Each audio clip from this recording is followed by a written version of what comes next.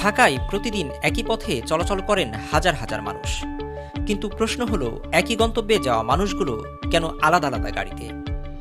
ফলে একদিকে যেমন বাড়ছে ব্যক্তিগত যাতায়াতের খরচ, অন্যদিকে রাস্তায় বাড়ছে গাড়ির চাপ। আর এই বাস্তব অভিজ্ঞতা থেকেই নতুন এক সমাধান খুঁজেছেন বুয়েটের 3 শিক্ষার্থী। বাংলাদেশ প্রকৌশল বিশ্ববিদ্যালয় বুয়েটের আরবান অ্যান্ড রিজিওনাল প্ল্যানিং বিভাগের 2য় বর্ষের শিক্ষার্থী জুবায়ের খান, মুস্তাকিম মোর্শেদ ও আবুল বাশার। বুয়েটের এই শিক্ষার্থীদের প্রতিদিন গুনতে হতো মোটা অঙ্কের ভাড়া।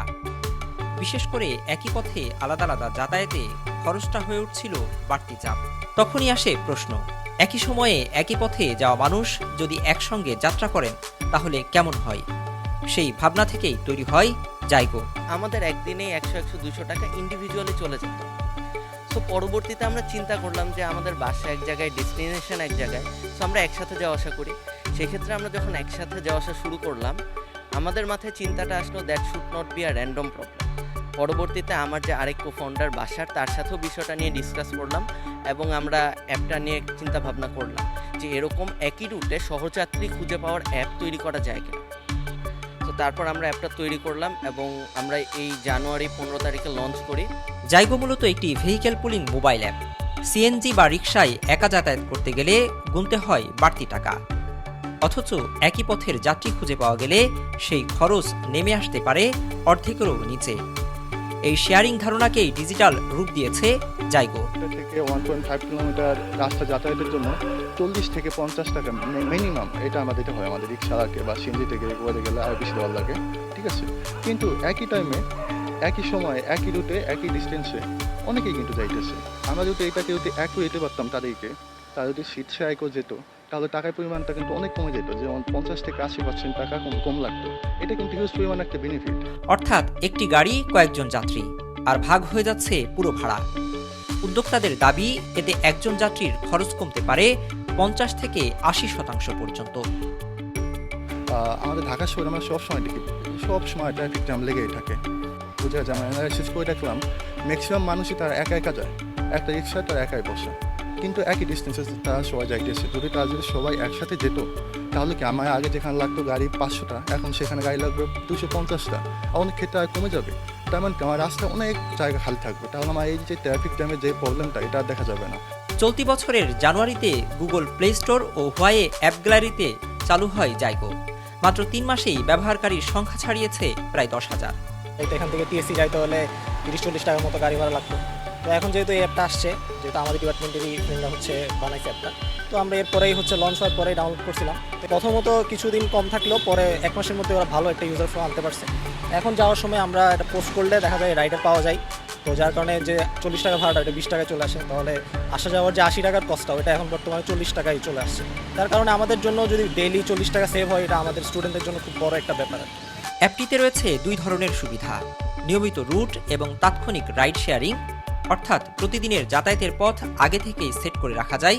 আবার হঠাৎ কোথাও যেতে চাইলে লাইভ লোকেশন ব্যবহার করে কাছাকাছি একই গন্তব্যের যাত্রীও খুঁজে দেয় অ্যাপটি।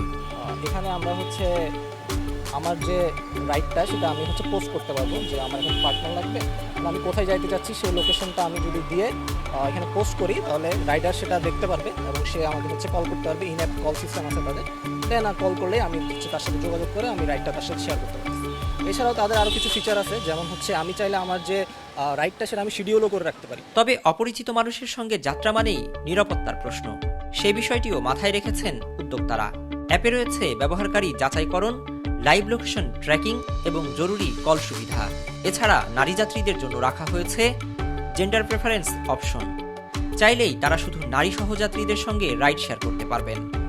নারীদের যেটা বিষয়, অনেক ফিমেল আছে যে আমি তো ফিমেল, আমি তো অন্য কারোর সাথে ট্রাভেল করতে চাচ্ছি না, তো আমার যদি ফিমেল রুট পার্টনার পাওয়া যায় তো সেক্ষেত্রে আমাদের কি বেটার হইতো। তো ফিমেলদের জন্য আমাদের আছে জেন্ডার ফিল্টার, সে চাইলে জেন্ডার সিলেক্ট করতে পারে যে আমি শুধু ফিমেলদের সাথেই রাইড করবো।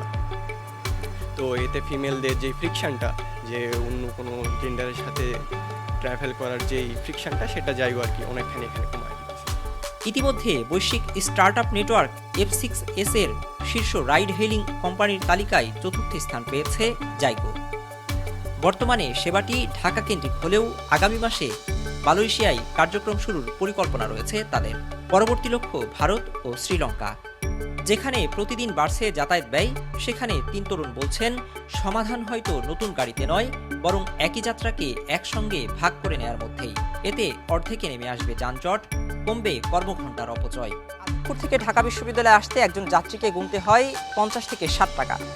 কিন্তু এই যে রিকশায় আমি এসেছি, সেই রিকশায় একটি সিট কিন্তু ফাঁকা রয়েছে। সেই ফাঁকা সিটটিতে আমি যদি একজন সহযাত্রী বা আমার একজন বন্ধুকে সাথে নিয়ে আসি, তাহলে আমাদের ভাড়ার পরিমাণ হবে 30 টাকা করে, অর্থাৎ আমরা যদি ভাগাভাগি করে আসি। সেই কাজটি করেছে বাংলাদেশ প্রকৌশল বিশ্ববিদ্যালয় বুয়েটের 3 জন শিক্ষার্থী। ভাড়া কমানোর ব্যক্তিগত ভাবনা থেকে শুরু হওয়া এই উদ্যোগ এখন হয়ে উঠেছে হাজারো মানুষের নতুন যাত্রা সঙ্গী। এখন দেখার বিষয় তরুণদের এই নতুন উদ্যোগ কতটা পরিবর্তন নিয়ে আসতে পারে যানজটের এই শহরে। মিনহাজুল ইসলাম, যুগান্তর নিউজ, ঢাকা।